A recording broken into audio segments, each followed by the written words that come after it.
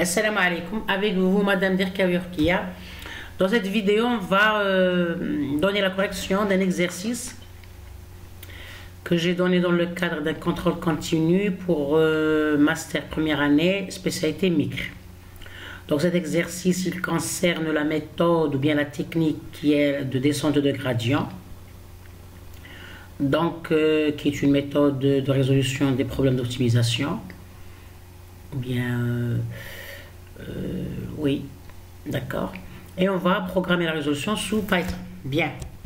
Donc, le plan de la vidéo est le suivant. Premièrement, on va donner l'énoncé de l'exercice, puis on va donner l'algorithme de la descente de gradient, et on va l'appliquer à une fonction qui est donnée dans l'exercice, et puis on va programmer la résolution sous Python. Donc, l'énoncé de l'exercice est le suivant. Pardon. Donc, notre problématique, c'est que nous cherchons à minimiser une fonction qui est à deux variables et qui est la suivante. f de xy égale à x au carré plus y au carré plus 4x plus 6y. C'est une fonction à deux variables. Donc, la première question, on nous demande de donner l'algorithme de la technique de descente de gradient de base, parce qu'il y a plusieurs versions de l'algorithme. Deuxièmement, on va appliquer cet algorithme pour trouver le minimum de f de xy ci-dessous, avec les valeurs des paramètres de l'algorithme qui sont les suivants. Premièrement, pour le choix de point de départ ou bien de la solution initiale ou bien le point initial, on va choisir comme point initial x0, y0 égale à 0, 0, c'est-à-dire l'origine. C'est-à-dire les coordonnées xy sont égales à 0, 0. Ici, le symbole, ici l'indice 0, c'est par exemple c'est le cas initial, le cas égal à 0, avant de commencer les itérations et de commencer le processus itératif de l'algorithme. Deuxièmement, le choix de taux d'apprentissage, donc on l'appelle taux d'apprentissage, ou bien on l'appelle learning rate, ou bien le pas de déplacement, qui est symbolisé par alpha. Donc c'est un paramètre, ou bien un hyperparamètre, qui est très important, parce que le taux d'apprentissage, c'est-à-dire c'est un paramètre important, qui est le taux d'apprentissage, parce qu'il détermine la taille des pas que l'on fait dans la direction du gradient pour se diriger vers la solution optimale. Donc dans notre cas, on fixe cette valeur à 0, alpha égale à 0,1. Donc le taux d'apprentissage ou bien le pas de déplacement alpha, il est une valeur qui est comprise dans l'intervalle 0,1. Donc on peut prendre des pas trop petits, des pas moyens ou bien des pas grands. Donc les pas trop petits, ce sont des pas qui tendent vers 0. Les pas trop grands, c'est des pas qui tendent vers 1. Et il y a des pas qui sont dans le milieu. Donc, l'étudiant peut me dire comment choisir cette valeur. C'est dans la phase d'expérimentation. C'est pour chaque étude de cas. Par exemple, pour notre cas ici, pour cette fonction-là, c'est l'expérimentation qui va fixer la valeur idéale pour la résolution de cette fonction. Pourquoi? Parce que le pas de déplacement, c'est dans la phase, c'est-à-dire le choix de la valeur du pas de déplacement, c'est une heuristique. On n'a pas une garantie qui nous dit il faut prendre telle ou telle valeur. C'est dans la phase de l'expérimentation de l'algorithme qu'on peut choisir la valeur qui nous donne la meilleure solution. Et puis il y a le choix de test d'arrêt. Pourquoi le test d'arrêt? Parce que c'est un processus, c'est un algorithme itératif, donc on a une boucle, donc on doit s'arrêter. Donc on va répéter dans notre cas, dans l'exercice, on va répéter jusqu'à atteindre le nombre d'itérations égal à 4. Donc on vous demande d'itérer ou bien d'exécuter l'algorithme pendant 4 itérations. Parce que c'est un exercice de contrôle continu. Mais dans la réalité, on va itérer jusqu'à arriver, c'est-à-dire on va fixer l'itération à une valeur grande pour pouvoir atteindre la valeur optimale. Et la troisième question, visualiser les différentes itérations sur la courbe de la fonction fxy ci-dessous. Donc on a ici, je vous donne la visualisation de la courbe de niveau de fxy égale x au carré plus y au carré plus 4x plus xy. On remarque ici que la courbe ou bien le graphisme de la courbe ou bien la visualisation graphique de fxy, elle est donnée en 2D de dimension, malgré que notre fonction ici, elle est en 3D, parce qu'on a les coordonnées xy et leur valeur fxy. Donc on a en 3D. Mais ici, je vous donne la visualisation en 2D, parce que pour être plus facile à visualiser ici les différents résultats des 4 itérations. Bien. Donc, on va aller vers... Ici, déjà, l'étudiant doit bien lire l'exercice. Essayer de prendre quelques remarques qu'il doit noter dans son brouillon. Par exemple, ici, on remarque que notre fonction, on a déjà un problème de minimisation. Notre fonction est une fonction quadratique. Et puis, donc, elle est convexe. Donc, c'est une notion qui est importante, qu'on va la toucher par la suite. On va l'utiliser par la suite. Bien. Donc, on va répondre à la première question. Donnez l'algorithme de la technique de descente de gradient. Donc déjà, l'algorithme de gradient, ou bien aussi appelé algorithme de descente de gradient, est un algorithme d'optimisation différentielle, parce qu'on utilise les dérivés partiels. Il est destiné à minimiser une fonction réelle dans le domaine admissible à partir de Rn, qui est différentiable, défini sur un espace euclidien. L'algorithme est itératif et procède par amélioration successive, c'est-à-dire on a des améliorations de la valeur de la fonction durant les itérations. Donc, puisqu'on est dans le cas de minimisation, c'est sûr que la fonction, c'est-à-dire la valeur de la fonction pour le point suivant, elle est meilleure, donc elle est minimale par rapport à la valeur du point précédent.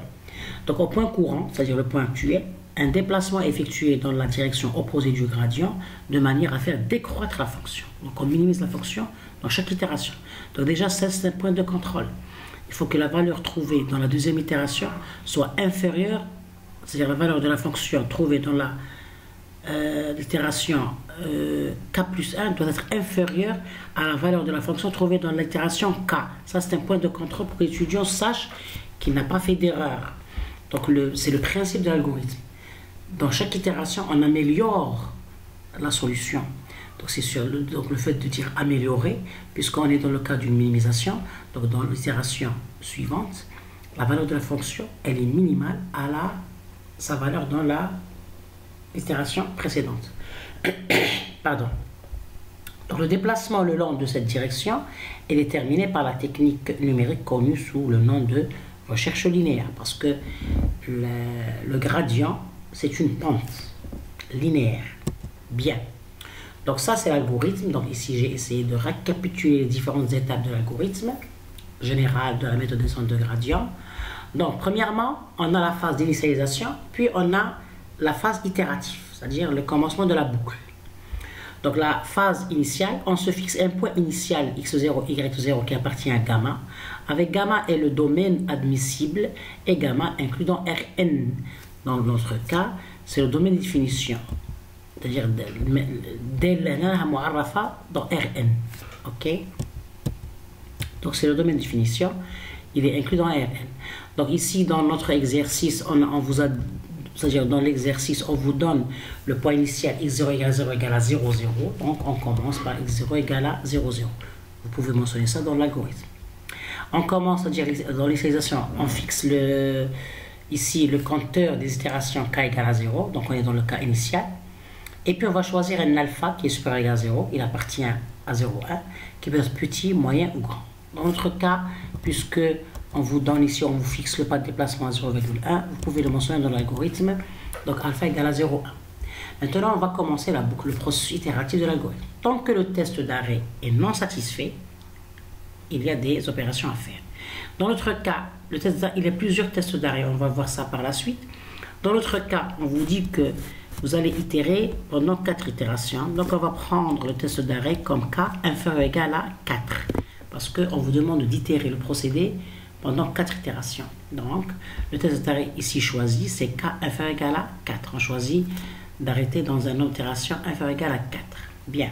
On va faire quoi dans la boucle? Premièrement, la première opération, c'est de calculer une direction de descente qui est le gradient de f en xy. Donc, on doit calculer, puisqu'on a deux variables, on doit calculer les dérivées partielles. Donc, c'est nabla f de xy. Ça, c'est le symbole opérateur nabla. C'est les dérivées partielles de f. Si on avait une fonction à une seule variable, donc on va calculer le f'(x), la dérivée de la fonction. Mais si on a une fonction à deux variables, x, y, donc on va calculer les dérivées partielles nabla f de xy qui sont notées par d de f sur d de x et d de f sur d de y. Bien. On peut noter le nabla f de xy, c'est-à-dire la dérivée par d2k, la direction, parce que le gradient c'est la direction de recherche, donc on peut nommer ça par d2k, avec k c'est le symbole ou bien le compteur des itérations. Bien, deuxième, une fois qu'on calcule les dérivées, on va mettre à jour les valeurs des variables, parce que c'est-à-dire on va partir du point initial pour aller vers un autre point, un point voisin. On va se déplacer vers un autre point, tout en améliorant la valeur de la fonction. Donc ici, on est en xk, on va aller vers le xk plus 1. Donc comment calculer ou bien mettre à jour les valeurs des variables? Donc on a xk plus 1 et elle est obtenue grâce à xk. Donc xk plus 1 égale à xk moins alpha k fois d de f sur d de x. Et on va calculer la valeur de yk plus 1 qui est égale à yk moins alpha k d de f sur d de y. Si on avait une seule variable, on va calculer que le xk plus 1. Mais ici, on a une fonction à deux variables. Donc on doit calculer les deux coordonnées xk plus 1 et yk plus 1, qui sont en fonction de xk et de yk. Ici, on a pris moins parce qu'on est dans le cas de minimisation. Le moins alpha d de f sur d de x. Si on avait le cas de maximisation, on va prendre le plus. Donc ici, il faut savoir que le xk moins alpha k d de f sur xk, qui est le xk plus 1, appartient à gamma. Donc on est toujours dans le domaine admissible. Et yk moins alpha k d de f sur dy, qui est le yk plus 1, toujours appartient à gamma. Donc on va se déplacer dans le domaine admissible. On ne va pas sortir du domaine admissible, c'est sûr. Donc l'exploration, c'est-à-dire la recherche de la solution, elle est toujours dans le domaine admissible. C'est-à-dire c'est le domaine de définition de la fonction. On ne peut pas chercher une solution dans un domaine en dehors du domaine admissible. D'accord? Ça, c'est un contrôle. C'est un contrôle. Il faut que les xk plus 1 et yk plus 1, les nouvelles valeurs des variables, doivent être dans le domaine admissible. Troisième opération, c'est le calcul de fxk plus 1 et yk plus 1, la nouvelle valeur de la fonction. On est sûr que fxk plus 1 et yk plus 1, elle est inférieure à fxk yk. Dans le cas de minimisation. Si on était dans le cas de maximisation, donc c'est supérieur. Parce qu'on a dit que le principe de l'algorithme de descente de gradient, il améliore la fonction durant les itérations. Donc puisqu'on est dans le cas de minimisation, donc la valeur obtenue, elle est minimale à la valeur déjà antérieure. Bien. Donc ça, c'est un contrôle de l'algorithme. Et puis, quatrième opération, on doit c'est-à-dire incrémenter le compteur d'itération, donc k égale k plus 1 pour passer à la deuxième itération. Donc on va itérer jusqu'à atteindre le test d'arrêt ici qui est k inférieur ou égal à 4, jusqu'à ce que k soit égal à 4. Parce que dans l'exercice, on vous demande d'itérer jusqu'à 4 itérations. Bien. Maintenant, il y a une remarque. On a utilisé moins alpha k d de f sur de x pour calculer le nouveau itéré parce qu'on est dans le cas de minimisation. On voudrait minimiser la fonction f. Si c'était le cas, on voudrait maximiser la fonction f. Donc on va prendre plus alpha de k d de f sur d de x. Il faut mentionner cette remarque, c'est important. Parce que la méthode de descente de gradient, elle s'applique à minimiser une fonction ou bien la maximiser. On peut toujours, si on a un problème de maximisation, on peut toujours le transformer en un problème de minimisation en prenant le moins f de x. Ok? Bien. Ça, c'est l'algorithme qui contient toutes les étapes de base de la méthode de descente de gradient. Donc, il faut le noter. Il ne faut pas oublier aucune partie. D'accord? Bien. Il faut respecter les symboles. Le nabla f de x, y, c'est la dérivée partielle de f pour x et y. Donc, et la dérivée partielle de la fonction pour chaque variable, ça se note d de f sur d de x. Ce symbole-là, c'est la dérivée partielle. Si on avait une seule variable, on va prendre le f' de x. Bien. Maintenant, vous avez vu que ici, dans l'initialisation, on avait des paramètres. On avait le alpha, le pas de déplacement. On avait là le point initial. On avait le test d'arrêt. Donc, ça s'appelle les paramètres de l'algorithme de descente de gradient. Ces paramètres-là sont très importants, c'est-à-dire leurs valeurs sont très importantes, et le choix de la valeur de ces paramètres reste des heuristiques, c'est-à-dire on n'a pas des garanties pour choisir telle ou telle valeur. C'est pour ça que lorsqu'on a un problème X, c'est selon ce problème, selon le cas d'étude qu'on peut fixer ces paramètres. Donc quels sont ces paramètres? Premièrement, on a les variables, ça c'est-à-dire le vecteur des variables, c'est les variables qui définissent, c'est-à-dire sur lesquelles sont définies la fonction. Donc on a ici en général l'ensemble des variables, c'est-à-dire les variables sont symbolisées par le vecteur, un vecteur de variables. Donc on le nomme x. Donc c'est selon la dimension de la fonction, ou bien le nombre de variables de la fonction. Donc le vecteur des variables, il peut avoir de x1 jusqu'à xn variables. D'accord? C'est selon le cas d'étude. Par exemple, dans notre cas ici, dans notre cas pour le fxy, on a deux variables. Donc le vecteur, on a x1 et x2. Et puisque dans l'exercice, on vous donne x et y, donc le x1 c'est x et le x2 c'est y. Vous voyez? Donc on peut renommer le vecteur par exemple, un w qui est formé de deux variables x et y. Ok? Donc la nomination des variables reste aveugle. L'essentiel c'est la valeur et la structure. Bien, donc si on a ça, c'est pour pouvoir vous montrer les dérivées partielles. Donc on a le x qui est le vecteur des variables, x1 jusqu'à xn, ça c'est un rappel. On a alpha qui est le taux d'apprentissage ou bien le pas de déplacement, donc c'est un nombre positif entre 0 et 1, et on peut dire que c'est un hyperparamètre, parce que la convergence de l'algorithme, elle dépend beaucoup de cet algorithme, mais aussi la rapidité de la convergence vers la solution initiale, vers la solution optimale, elle dépend de la valeur de alpha, le pas de déplacement, ou bien le taux d'apprentissage. Bien. On a ici le max itération, le nombre maximal d'itération. On le fixe à une constante, c'est le nombre maximal d'itération. C'est pour pouvoir arrêter le processus itératif. Donc c'est un des tests d'arrêt qu'on peut proposer pour arrêter le processus itératif. Ou bien, on peut le joindre à un autre test d'arrêt. On a la tolérance, ou bien le epsilon. C'est une valeur qui est comprise entre 0 et 1, la tolérance pour arrêter l'algorithme. Donc la tolérance, c'est le changement, bien les variations des variables, ou bien des gradients durant l'itération. Donc si on voit que le changement il est minime durant l'itération, on peut arrêter. Minime, c'est-à-dire qu'il tend vers un certain epsilon qui est très petit. Et puis on a la variable initiale, le point initial de départ, qui est x0 égale 0. Donc le choix de cette valeur initiale, toujours ça reste une heuristique. Donc c'est selon le cas d'étude. Dans notre cas, on vous fixe le cas, ou bien le point de départ à l'origine. x0 égale à 0, égale 0, égale à 0. On a le nabla de x, f de x, c'est-à-dire la dérivée partielle de f par rapport à x. C'est le gradient, ou bien la dérivée partielle de la fonction f par rapport au vecteur des variables x. Donc ici, je vous donne les paramètres que j'ai pris dans mon algorithme, dans mon programme Python, mais on va le fixer tout à l'heure. Donc on a le learning rate, ou bien le alpha qui est égal à 0,1. Max itération c'est 4 pour l'exercice, parce que j'ai utilisé le cas de 4, mais le nombre 4 n'a pas suffi pour atteindre la solution optimale. Donc j'ai augmenté le nombre pour avoir la solution optimale. Mais dans l'exercice, il faut respecter le nombre 4. C'est le nombre maximal d'itération. La tolérance, ou bien le epsilon, c'est c'est-à-dire c'est 10 à puissance moins 6, donc 0,00001. Donc c'est la tolérance pour arrêter l'algorithme. Et on a le x initial et le y initial qui est égal à 0,0, c'est-à-dire le x0 et le y0. C'est les valeurs initiales de x et y. C'est les coordonnées, on peut dire que c'est les coordonnées du point de départ. Parce que le x et y, c'est les coordonnées de chaque point. Donc ces valeurs définissent les coordonnées de chaque point, bien sûr. Ces valeurs définissent les paramètres de l'algorithme de descente de gradient. Et le processus commence par le point initial x0, y0 qui est le x initial, y initial. Ce sont les nominations que j'ai données dans mon programme. On va voir tout à l'heure. L'essentiel pour répondre à la question, il faut donner cet algorithme-là. OK?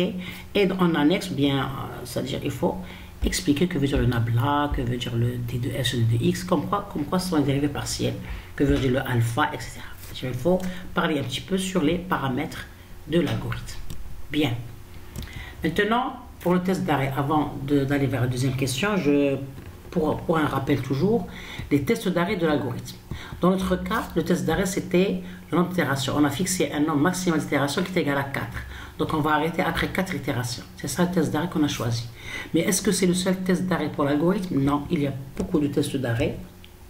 Entre autres, on va citer quelques-uns. Donc dans la méthode de descente de gradient, le but est d'optimiser une fonction, en général minimisée. Mais on peut avoir le cas de maximisation qu'on peut le transformer en minimisation. De manière itérative, pour arrêter l'algorithme donc puisque c'est un algorithme itératif, le test d'arrêt est très important. Donc pour arrêter l'algorithme à un moment donné, pour ne pas tomber dans le cas de bouclage ou bien de blocage, plusieurs critères d'arrêt ou bien de tests d'arrêt peuvent être utilisés. On vous donne quelques tests d'arrêt les plus utilisés, c'est-à-dire les plus courants utilisés, ou bien on dit des tests d'arrêt typiques pour cet algorithme. Premièrement, il y a l'utilisation de la tolérance sur le gradient. Donc on va utiliser, c'est-à-dire si on voit la valeur du gradient durant l'itération. L'algorithme s'arrête lorsque la norme du gradient devient suffisamment petite, ce qui signifie que la fonction est proche d'un minimum local et que les dérivées partielles sont proches de 0. Donc le critère d'arrêt, c'est nabla f de xk. La norme de nabla f de xk est inférieure à epsilon. Et bien sûr, la norme de nabla, c'est une fonction qui se trouve dans les librairies du Python, avec epsilon une valeur très petite. Dans notre cas, on a pris epsilon égale à 10 à la puissance 0.6, 0,00001. Donc ça, c'est un premier critère. Deuxième critère, la tolérance sur les variations des paramètres. Lorsqu'on dit tolérance, donc on utilise un certain epsilon. On va voir les variations de cette valeur durant les itérations. Si elle est très petite, on arrête. C'est-à-dire, le changement il est très minime, donc on peut ne pas le considérer et dire qu'on est arrivé à la solution optimale. Donc l'algorithme s'arrête lorsque les changements dans les valeurs des paramètres, c'est-à-dire les paramètres sur les variables, x et y, c'est-à-dire dans des bibliographies, au lieu de dire x, on dit, au lieu de dire variable, on dit paramètre. Normalement, les valeurs des variables x et y entre deux itérations consécutives sont suffisamment petits. Donc ici, on teste la tolérance le changement des valeurs des variables. Alors que ici, pour le premier cas de test d'arrêt, on remarque le changement de la valeur du gradient de la pente. Donc qu'est-ce qu'on fait? La norme, dans le test d'arrêt, on peut considérer cela. La norme de xk plus 1 moins xk inférieure à epsilon et yk plus 1 moins yk inférieur ou égal à epsilon. On a pris les deux variables parce qu'on a deux variables x et y. Donc on doit, c'est-à-dire si le changement entre l'itéré, le nouveau itéré et l'ancien, il est très petit, il est, c'est-à-dire inférieur à un certain epsilon, il tend vers 0, donc on arrête le processus. Troisième type de test d'arrêt, le nombre d'itérations maximales qu'on a utilisé dans notre cas, dans notre exercice. L'algorithme s'arrête après un nombre prédéfini, c'est-à-dire qu'on fixe une constante. Un nombre prédéfini d'itérations, ce qui peut être utile pour éviter les boucles infinies dans des cas complexes ou non convergents. Donc il faut arrêter le processus. Donc on fixe le nombre d'itérations à un nombre qu'on donne dans la partie d'initialisation de l'algorithme. On fixe le nombre et lorsqu'on atteint son nombre, on arrête. Dans notre cas, l'exercice vous demande d'arrêter après 4 itérations. C'est demandé ici. Vous voyez? Donc, il vous dit le choix de test d'arrêt, répéter jusqu'à atteindre le nombre d'itérations égal à 4. Donc, il faut fixer une itération à 4 et arrêter après 4 itérations. Bien. Quatrièmement, c'est-à-dire aussi c'est un test très important, la tolérance sur la variation de la fonction. Aussi, s'il n'y a pas des améliorations significatives, c'est-à-dire importantes de la fonction, de la valeur de la fonction, on arrête. Donc l'algorithme s'arrête lorsque la différence entre les valeurs de la fonction entre deux itérations successives devient négligeable, très petit. Donc cela veut dire que la fonction ne diminue plus significativement. Si la différence est très petite, par exemple avoir 0,111 et 0,1112 par exemple. Donc l'essentiel, la différence entre les deux valeurs de la fonction objective entre deux itérations successives, elle est inférieure à epsilon. C'est-à-dire elle tend vers 0, parce que epsilon est très petit. Donc le test d'arrêt, c'est la valeur absolue de fx k plus 1, yk plus 1. Il faut calculer cette valeur, moins f de xk, yk inférieur à epsilon. Ça, c'est le quatrième test d'arrêt. Donc je vous ai donné les tests d'arrêt les plus utilisés. Donc c'est à vous de voir, lorsque vous avez un cas d'étude réel, vous le programmez, essayez d'utiliser un de ces tests ou bien c'est-à-dire d'utiliser deux tests en même temps, ainsi de suite. Ok, on peut toujours faire c'est-à-dire des hybridations, si je puis dire. Ok, bien. Ça, c'est une notion, un rappel que je vous ai donné concernant les tests d'arrêt de l'exercice, de la méthode de descente de gradient. Mais dans l'exercice, il faut choisir le test k inférieur ou égal à 4 parce que on vous a fixé une itération. Donc, le fait d'appliquer cet algorithme, quels sont les résultats attendus pour appliquer l'algorithme à notre fonction dans l'exercice? Premièrement, on voudrait avoir une convergence, c'est-à-dire, et pour choisir le test d'arrêt, on voudrait avoir une convergence rapide. Le critère d'arrêt basé sur la norme du gradient ou sur les variations des variables permettra à l'algorithme de s'arrêter assez rapidement une fois qu'il atteint une zone où la fonction devient plate, c'est-à-dire le changement n'est pas tellement significatif. Donc, c'est pour pouvoir, premièrement, c'est-à-dire on voudrait premièrement que l'algorithme converge, mais dans un temps pratique, c'est-à-dire pour jouer sur, bien pour diminuer la complexité temporelle. Deuxièmement, l'affichage de chemin de descente de gradient. Le graphique qu'on doit faire, c'est-à-dire dans notre programmation, on peut utiliser la visualisation graphique pour montrer le chemin suivi par l'algorithme pour atteindre le minimum, en suivant la direction bien opposée du gradient. Donc si on atteint le nombre maximum d'itérations, c'est-à-dire les deux autres tests ne sont pas atteints, alors on peut augmenter ce nombre pour avoir une qualité de solution meilleure. Dans mon cas, dans notre exercice, on a fixé 4 itérations. Dans la programmation Python, qu'on va voir après, par la suite, ces 4 itérations n'étaient pas suffisantes pour atteindre l'optimum, bien la solution optimale. Donc j'ai augmenté le nombre d'itérations maximales pour pouvoir arriver à cet optimum. Mais dans votre cas, pour l'exercice, il faut c'est-à-dire se contenter de 4 itérations. C'est un exercice écrit et qui est bien sûr fixé par le temps. Mais ici dans la vidéo, je vous donne tous les cas possibles. Donc la deuxième question, appliquez cet algorithme pour trouver le minimum de f de x avec le choix du point initial 0, 0, le choix du taux d'apprentissage ou bien le alpha est égal à 0,1 et le choix de test d'arrêt, on arrête après 4 itérations. Donc on va appliquer ça à notre fonction qui est cette fonction-là, notre fonction de l'exercice. On va appliquer cet algorithme. Donc on a compris les différentes étapes de l'algorithme, on va l'appliquer à cette fonction. C'est très facile. Une fois qu'on a l'algorithme, il faut l'appliquer. Donc ici l'importance, il faut que l'étudiant comprenne l'algorithme et les étapes de l'algorithme. Donc la deuxième question, il va appliquer l'algorithme. Donc s'il n'arrive pas à comprendre l'algorithme avec ses symboles, avec ses différentes étapes, avec son principe, donc il ne pourra pas l'appliquer. D'accord? C'est pour ça que je vous ai dit que le module les techniques d'optimisation, bien les méthodes d'optimisation, ce sont des modèles, des algorithmes et on applique des algorithmes à des modèles, on expérimente pour trouver la solution. Donc il faut que l'étudiant comprenne son modèle, comprenne la structure du modèle, comprenne l'algorithme et comment appliquer l'algorithme au modèle et il doit savoir comment le programmer. Mais la phase de la modélisation et de l'algorithmique, c'est la phase de conception. Modélisation et conception, c'est la phase importante.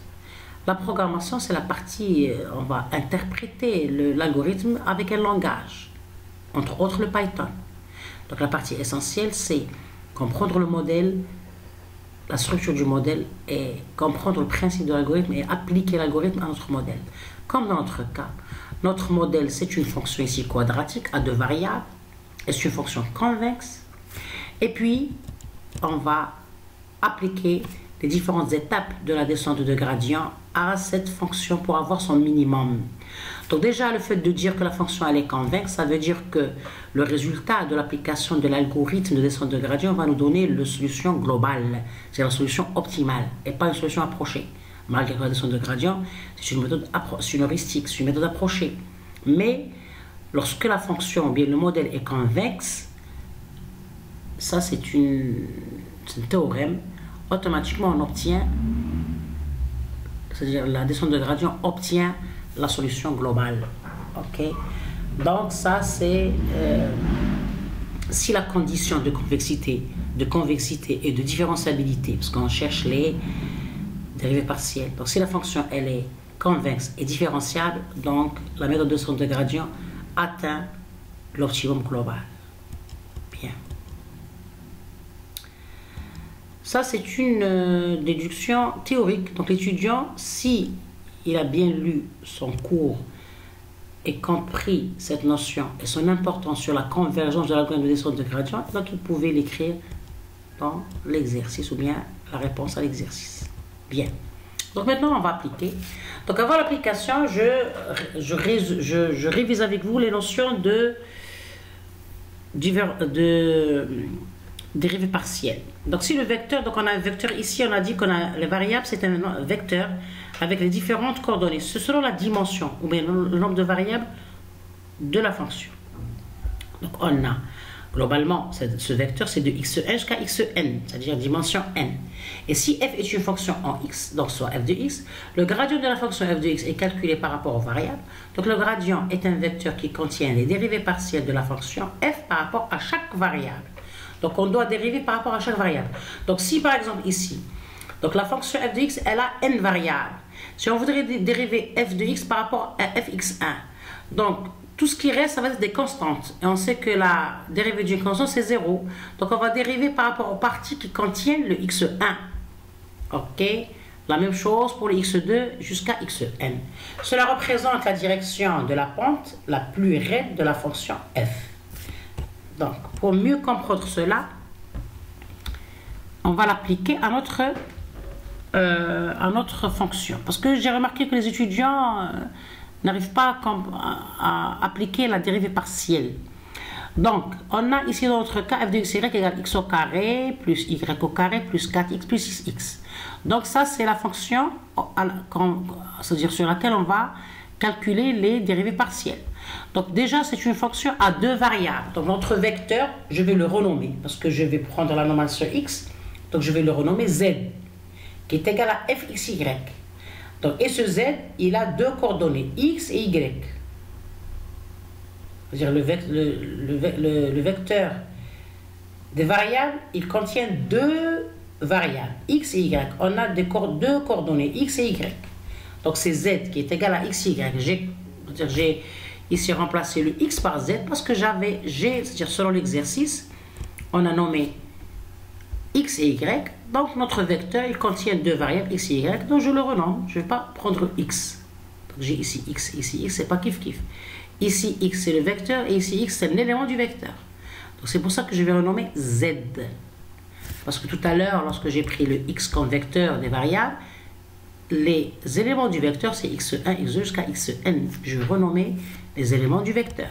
Donc la même chose ici. On a f, x, y. Il contient deux coordonnées x et y, donc je prends le vecteur des variables z, donc c'est x et y. Je l'appelle z, vous pouvez l'appeler w, m, l. L'essentiel, une autre nomination pour différencier entre le vecteur des variables et l'élément du vecteur. Donc ici, on a deux éléments parce qu'on a deux variables. Donc on a un vecteur de dimension 2. OK? Donc pour calculer le gradient de la fonction fxy par rapport aux variables x et y, donc on a nabla f de xy égale, il est constitué de deux coordonnées. Le d de f par rapport à d de x et d de f par rapport à d de y. OK? Donc premièrement, on calcule la première coordonnée d de f sur d de x, qui est la dérivée partielle de f par rapport à x. Donc ici, toutes les parties qui ont y vont être des parties constantes, parce que je dérive par rapport à x. Donc, et on sait que la dérivée d'une constante est égale à 0. Donc ici, x au carré, la dérivée c'est quoi? C'est 2x. 2 moins 1, c'est 2x. Donc c'est 2x. Y ne contient pas de x, donc c'est une constante par rapport à x. Donc c'est 0. La dérivée d'une constante est égale à 0. 4x. La dérivée de 4x, c'est 4. Donc on a d de f sur d de x, c'est 2x plus 4. Très bien.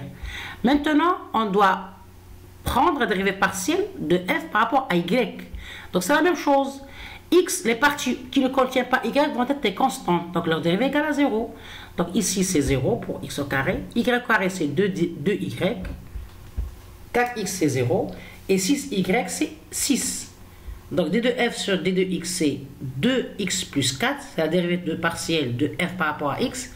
Et d de f sur d de y qui est la dérivée partielle de f par rapport à y, c'est 2y plus 6.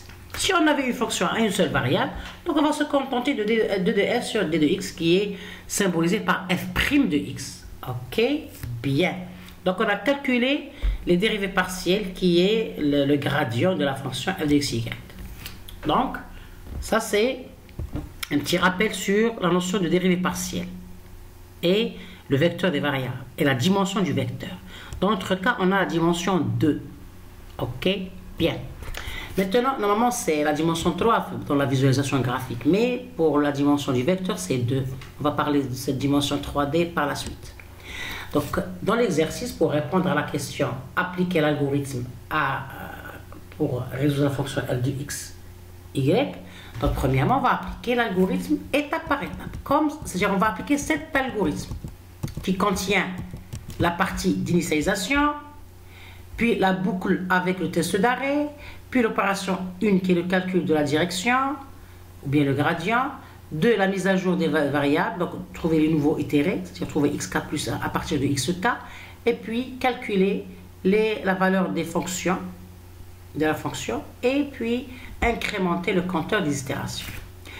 Donc on est sûr qu'on est dans le cadre de minimisation, c'est important.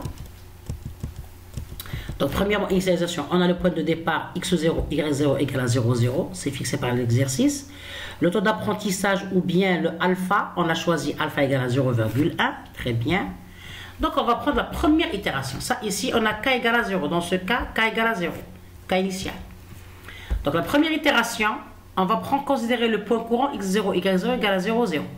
On va calculer le gradient à ce point-là.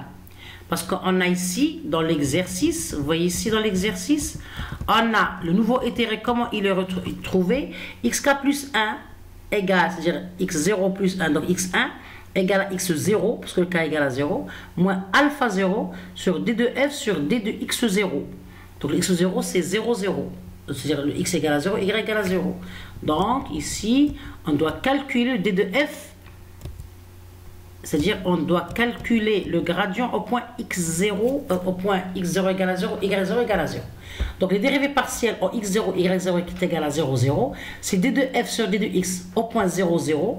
Donc c'est 2, parce qu'on a calculé les dérivées partielles ici. On a vu que c'est 2x plus 4 et 2y plus 6. Donc on va remplacer le x0 par 0 et le y0 par 0 pour trouver le d2f 0, 0, au point initial. Donc ici, on a d2f sur dx0, 0, c'est 2 fois 0 plus 4, c'est 4. Et d2f sur dy0, 0, c'est 2 fois 0 plus 6, c'est 6. Donc on a trouvé c'est-à-dire le nabla f0, 0, c'est 4, 6. Donc on va mettre à jour les valeurs des x. Donc on va avoir xk plus 1. Le k égale à 0. Donc k plus 1, 0 plus 1, c'est 1. Donc on a le nouveau itéré, ça s'appelle x1. Il faut respecter les indices. Donc x1 égale quoi? À xk, donc c'est x0 qui est égal à 0, moins alpha. On fait le moins parce qu'on a minimisation. Si on a maximisation, on prend le plus. Donc dans le cas de minimisation, donc on fait moins 0,1 fois 4. 4 c'est quoi? C'est d2f sur d2x. La dérivée partielle de f dans x. Donc c'est 4. Donc c'est moins 0,4. y1 égale toujours 0, c'est y0. Parce que c'est yk, donc y0. Ici y1 c'est yk plus 1, donc k égale à 0, donc c'est 0 plus 1, c'est 1. Donc c'est moins le alpha fois 6, parce qu'ici on a le d2f sur dy égale à 6. Donc égal à moins 0,6. Donc, après la première itération, on a trouvé les coordonnées du premier, c'est-à-dire du deuxième point vers lequel on s'est déplacé, x1, y1 qui est égal à moins 0,4, moins 0,1. Les coordonnées x1, y1, c'est moins 0,4, moins 0,6. Très bien. Avec les nouvelles coordonnées, bien nouvelles variables, on va calculer le fx1, y1. C'est la valeur de la fonction à ce point. Donc, on va remplacer le x1 et le y1 par leur valeur. Donc, x1 égale à moins 0,4. Je vais remplacer ici x1 par moins 0,4. Le y1 égale à moins 0,6. Je vais remplacer avec moins 0,6. Donc, et je vais remplacer dans le x. Votre fonction ici, cette fonction, la fonction x au carré plus y au carré plus 4x plus 6y. Donc, je remplace ici.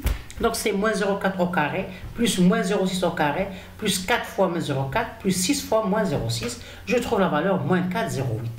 Donc, la première itération, le résultat de la première itération, c'est quoi? C'est x1, y1 égale à moins 0,4, moins 0,6.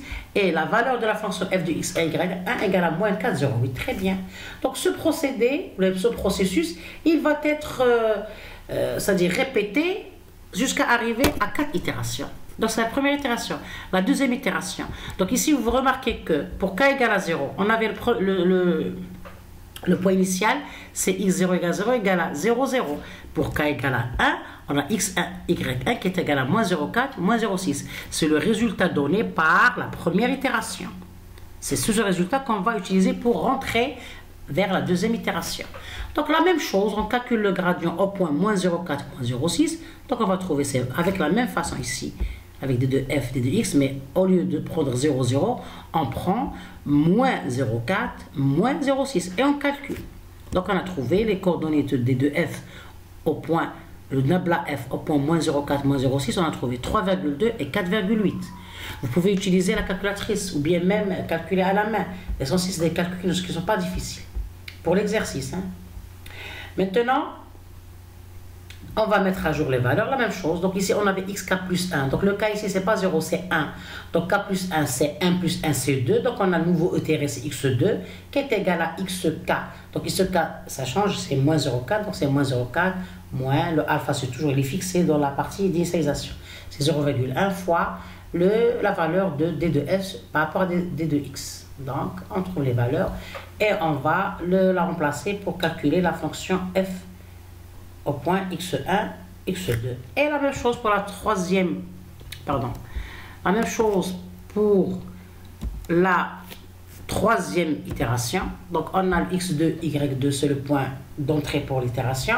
On va trouver x3, y3. Ainsi de suite. Un point de contrôle pour l'étudiant dans l'examen. Il doit savoir, pour qu'il sache qu'il n'a pas fait d'erreur de calcul, il faut que la valeur de la fonction objective, ou bien la fonction, doit être inférieure, c'est-à-dire dans la troisième itération, la valeur de la fonction f de xy dans la troisième itération doit être inférieure à la valeur de la fonction dans la deuxième itération, parce qu'on est en train de minimiser la fonction progressivement. C'est-à-dire le principe de l'algorithme de descente de gradient, c'est qu'il minimise la fonction dans chaque itération.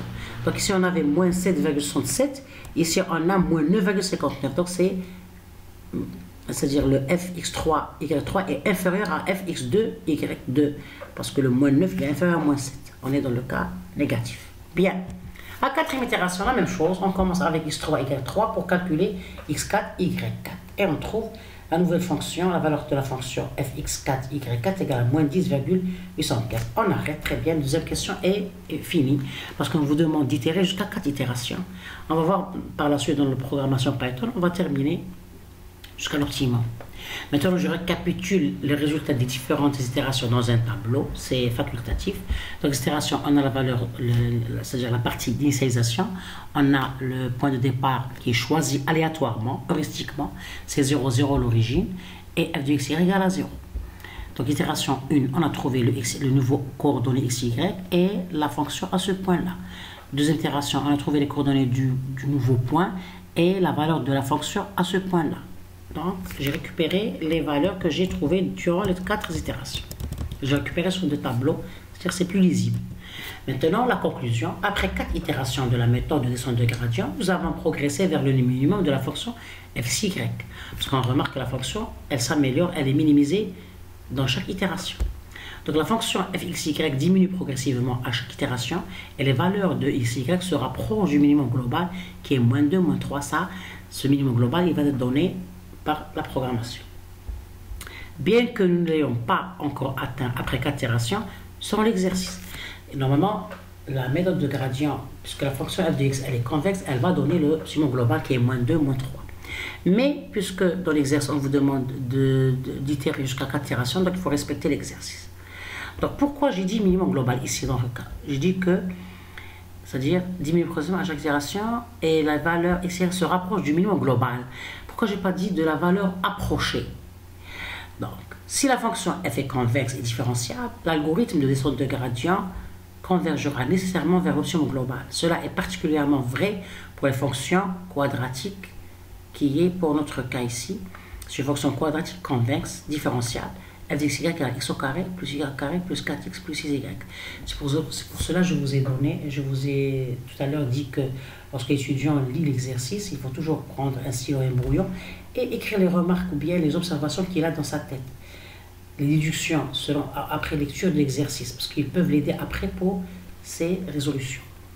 Donc, puisque la fonction elle est strictement convexe, donc elle a un seul, c'est-à-dire un unique minimum global. Parce que la convexité, on a un seul minimum.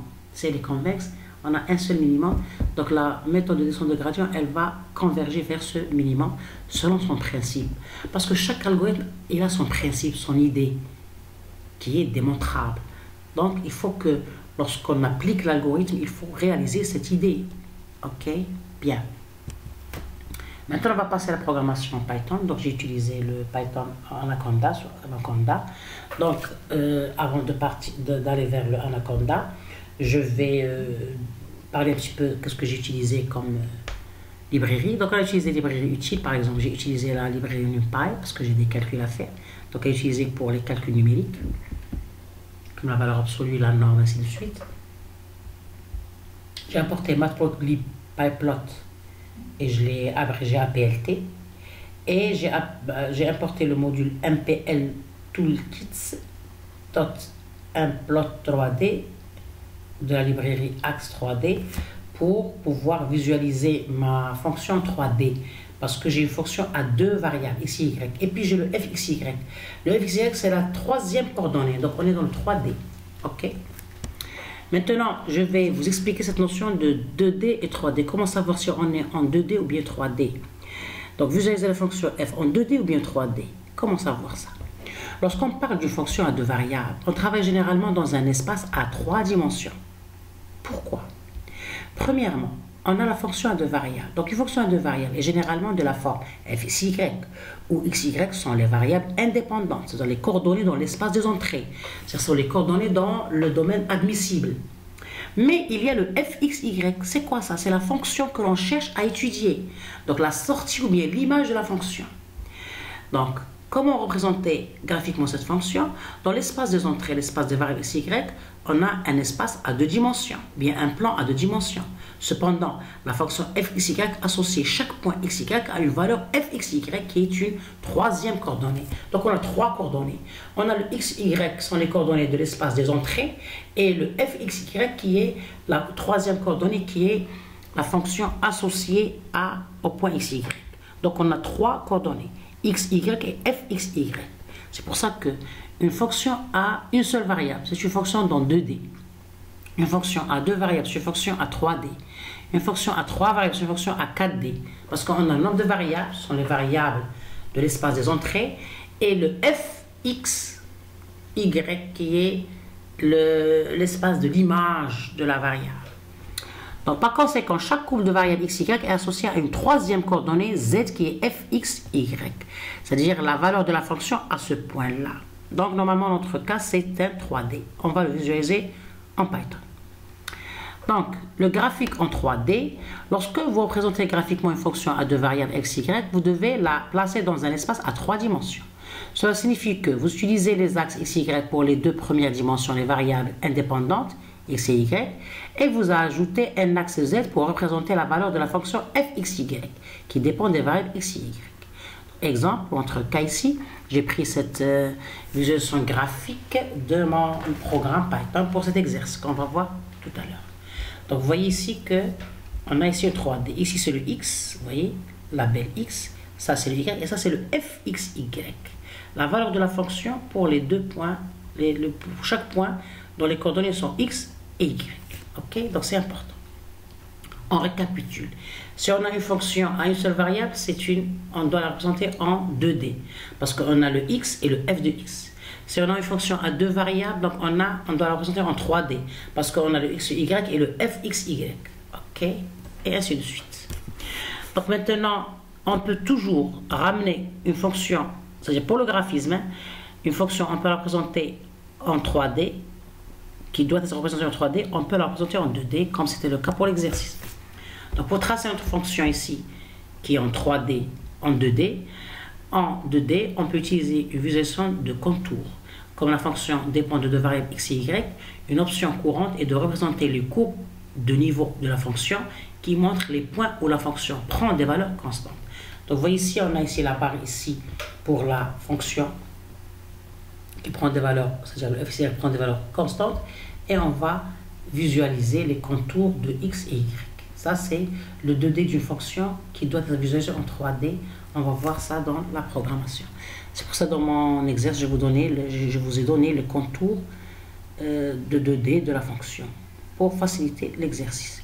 Et vous voyez ici ce que je vous ai demandé de visualiser les différents, comment dirais-je, les différents comment dire, les différents résultats d'itération dans la figure. Normalement, ici, vous devez avoir 4 points, parce que dans chaque itération, on a un point, un nouveau point. Normalement, on a 4 points. Ici, c'est parce que c'est le résultat de mon programme après 70 itérations. On va faire le cas pour k égale à, le cas pour nombre d'itérations égale à 4. On va le voir tout de suite. Bien. Donc, on doit créer la figure en 3D. J'ai utilisé quelques fonctions ici. On va les expliquer par la suite. On va passer à la programmation. Donc, j'ai lancé mon Anaconda ici. D'accord. Donc, j'utilise entre autres comme titre de texte le Jupiter ici. OK. Donc, j'ai chargé le Jupiter et j'ai écrit mon programme ici. J'ai déjà préparé pour ne pas alourdir ou bien la vidéo soit trop longue. Donc, j'ai mon programme ici. J'ai importé mes librairies, le NumPy, le Matplotlib et le MPL Toolkits. Mplot 3D. Donc, ça, c'est les librairies, je les charge. Donc, Shift Entrée. Donc, vous voyez qu'ils sont chargés. Je commence par la première cellule. C'est bien de... en Python, c'est mieux d'écrire votre programme en cellules. Chaque partie, c'est-à-dire vous allez modéliser votre programme et chaque modèle, vous allez moduler. Chaque module, vous allez le prendre dans une cellule pour avoir le travail facile. Donc, par exemple, ici, je prends une cellule pour mes librairies, je vais les charger une seule fois. Et puis, chaque cellule, elle va contenir une partie ou bien un module de mon programme. Comment décomposer votre programme? C'est selon la complexité du problème, selon la complexité ou bien même la structure de votre problème. Dans mon cas, j'ai ici les librairies dont j'ai besoin et puis je vais passer aux différentes étapes de l'algorithme. Premièrement, je définis ma fonction. Donc, je prends def f de x, y, une fonction à deux variables qui est égale, elle return x au carré plus y au carré plus 4x plus y. Donc, j'ai défini une fonction fxy qui retourne ma fonction, la fonction de l'exercice. Bien. Puis, on a vu que première partie dans l'algorithme, c'est le calcul du gradient. Donc, je vais définir le gradient. Comment calculer le gradient de fxy, c'est-à-dire les dérivées partielles d'une fonction à deux variables. Donc, grade de x égale 2x plus 4 et grade de y égale 2y plus 6. Donc, j'ai calculé le gradient partiel, mais les dérivées partielles de cette fonction. Donc, j'ai retourné ces valeurs de gradient dans un array, un tableau. Donc, return np array, grade x, grade y. OK, bien. Maintenant, je vais appliquer l'algorithme, définir l'algorithme gradient de descente avec des paramètres. Parce que après, je vais appeler cette fonction avec ces paramètres. Les paramètres de la fonction, bien c'est-à-dire la façon, il y a plusieurs façons de programmer la méthode de gradient pour résoudre cet exercice. Ça, c'est une des parties et elle est décomposée de telle façon que l'algorithme ou bien le programme, il suit la stratégie ou bien la stratégie de l'algorithme. Donc, on définit la fonction, on calcule le gradient et puis quels sont les paramètres de la méthode de gradient? C'est le learning rate, le alpha, le nombre maximal d'itération. Dans notre cas, on a pris le nombre maximal égal à 4, la tolérance, le epsilon et le point initial, x int et y int. OK? Donc, xy égale x int, y int, c'est-à-dire la nouvelle valeur. Le path, on a pris un tableau vide pour enregistrer le chemin de descente, c'est-à-dire différents points dans chaque itération. Donc, for iteration in range max itération, tant que l'itération n'atteint pas le maximum, dans notre cas c'est le 4, donc on va calculer le gradient, calculer le nouveau x qui est égal à x moins le learning rate qui est le alpha fois le grade 0 et y moins learning rate fois grade 1 parce que les différents gradients je vais les stocker dans un tableau pour pouvoir récupérer dans la visualisation mes valeurs. Et puis, je vais path append, donc je peux prendre comme enregistrer la position de chaque point dans le tableau path append x new, y new. Je vais vérifier les critères. If mp lineage norme x new moins x, y new moins y inférieur à tol, epsilon, qui est égal à 10 moins 6 dans l'exercice, on va print critère d'arrêt basé sur la variation des paramètres ou des variables et la convergence atteinte à itération plus k. Et on va faire un break. C'est-à-dire, si le test d'arrêt est atteint, je vais ressortir de là, je vais sortir un break, je vais sortir de la boucle. Donc ça, c'est un des tests d'arrêt. On pouvait utiliser un autre test d'arrêt, critère basé sur la norme du gradient. Ici, on utilisait le critère basé sur la norme de la variation des variables, des valeurs des variables. Ici, on pouvait utiliser le test d'arrêt basé sur la norme du gradient. Donc, ici, MP, line, alge, norme, grade inférieur à la tolérance. Donc, on va faire la différence entre c'est-à-dire voir la valeur du gradient de la pente. Si elle est minimale, donc on arrête le traitement. Et puis, XY, c'est X new, Y new, les nouvelles valeurs des XY, la mise à jour des valeurs des XY. On va retourner MP array path. Ça, c'est dans les coordonnées des points et le tableau des différents points. Bien. Et puis, donc ça, c'est-à-dire ici, on définit les fonctions et puis on va faire l'appel à ces fonctions-là avec les paramètres qu'on va fixer. Parce qu'ici, pour la descente de gradient, on a pris comme paramètres les paramètres de l'algorithme. Donc vous voyez que ici, cette programmation, elle est directe, elle est stratégique, elle suit la stratégie de l'algorithme. Les paramètres de la méthode de descente de gradient, c'est le pas de déplacement, c'est le maximum d'itération, c'est le epsilon et le point initial. Donc on a défini cette méthode d'une façon générale et on va l'appeler avec les paramètres qu'on va fixer selon l'exercice. Donc le alpha, le learning rate, on pouvait appeler ça alpha égale à 0,1. Le nombre maximum d'itération, c'est 4. La tolérance, c'est 10 plus moins 6, c'est donné dans l'exercice. Et le point initial x int, y int égale à 0, 0. J'ai appelé ça x int, on peut l'appeler x0, y0. L'appellation, elle est aveugle. L'essentiel, elle respecte la stratégie ou le principe de l'algorithme. On va appeler la fonction de descente de gradient. Donc, on a path x opt, y opt égale à gradient descente, learning rate, max iteration, tolérance et le point initial x int, y int. Donc, et on va afficher la solution initiale, puis la solution optimale, trouver c'est x opt, y opt, et la valeur de la fonction minimum, c'est fxy qui est égal à fx opt, y opt. Donc, on donne la solution optimale et la valeur de la fonction dans de la fonction au point optimal. Donc ici, vous voyez que le retour de la méthode, de la fonction descente de gradient, elle retourne le MP, array, path et le X et le Y. C'est ce qu'on a trouvé ici. Path, X opt et Y opt. D'accord? Bien. Donc, c'est-à-dire on doit respecter le retour de la fonction. On a deux retours, donc on va prendre les deux retours égal à l'appel de la fonction. Le nom de la fonction et les valeurs des paramètres qu'on a fixés ici selon l'exercice. OK? Bien, donc je vais calculer. Donc la solution trouvée, c'est moins 1,1808 pour le x et y, c'est moins 1,777, etc. Selon la valeur que vous donne la calculatrice. La valeur de la fonction au minimum, donc on va remplacer le x, y par la valeur et calculer f, y, c'est moins 10,81, ainsi de suite. Donc ça, c'est la solution trouvée pour 4 itérations. Mais ce n'est pas la solution optimale parce que c'est l'exercice. Mais on va terminer la visualisation, puis on va changer l'itération à 100 par exemple pour atteindre la solution optimale. Donc ici pour la visualisation en 3D, je visualise en 3D qui est le réel parce qu'on a une fonction à deux variables x, y et le f de x, y c'est la troisième coordonnée. Donc je vais visualiser en 3D mon exercice. Vous voyez, il me donne ici la fonction dans un intervalle moins 5, 5 pour le x et moins 5, 5 pour le y.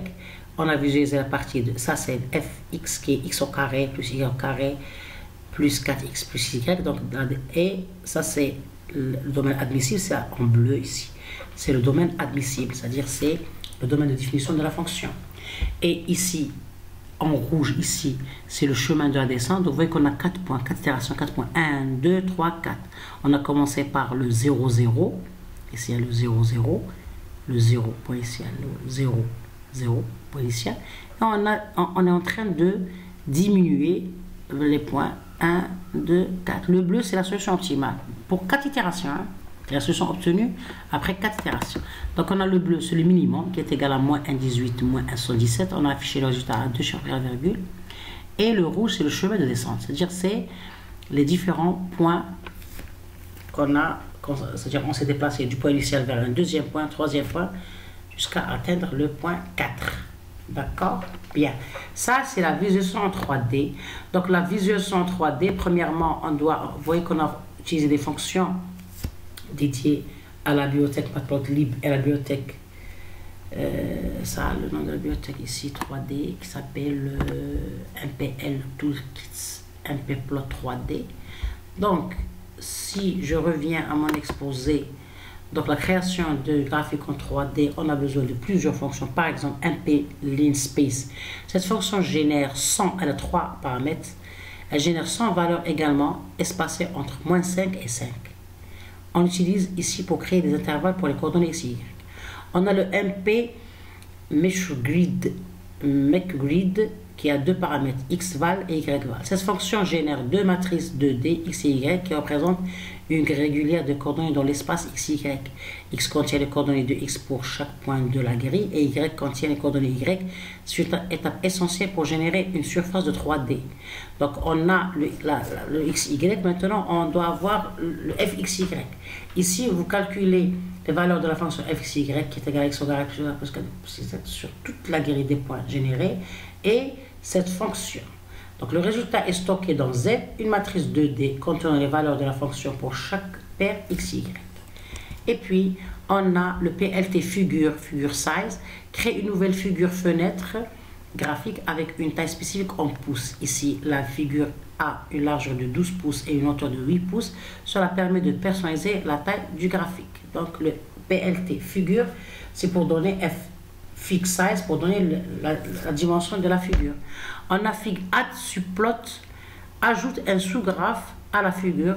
Le paramètre 101 signifie que vous voulez une grille de 1 à 1, une seule zone pour afficher le graphique. Le paramètre projection 3D indique que ce graphe doit être en 3D et ainsi de suite. Vous voyez qu'il y a plusieurs fonctions de la librairie 3D qu'on a utilisé pour visualiser le chemin de la descente de gradient.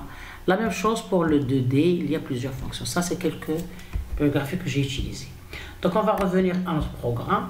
Donc, vous voyez que j'ai utilisé plusieurs fonctions pour visualiser cette fonction 3D et le graphisme.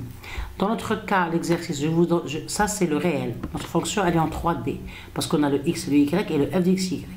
Mais ici, puisque dans l'exercice, je vous en ai la structure 2D, donc on va visualiser pour 3D, pour 2D, parce que c'est le cas de l'exercice. Donc vous voyez que je vous donne ici les courbes de niveau. C'est-à-dire on a considéré le fxy, les valeurs de fxy comme des constantes, c'est-à-dire où la fonction est constante.